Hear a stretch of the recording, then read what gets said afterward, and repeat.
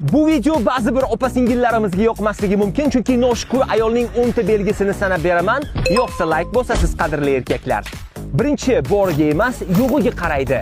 Erining qilganlarini emas, qilmaganlarini gapiraveradi.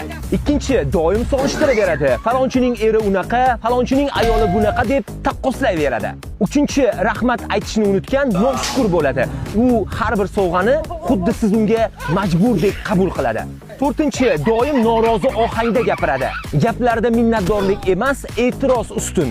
Beshinchi, o'tmishni kavlayveradi. Unutilgan xatolaringizni qayta-qayta yuzingizga solaveradi. Oltinchi, erining mehnatini qadrlamaydi. Charchab, horib kelganini emas, balki ishdan kech kelganini gapiraveradi.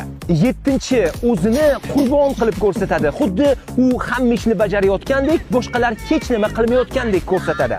8-chi, yaxshi kunlarni tez unutadi. Bittagina xato qilsangiz, 10 ta yaxshiligingizni unutib yuboradi. 9-chi, shukur o'rniga shikoyat qiladi. Norozilik va tushkunlik uning doimiy hamrohi.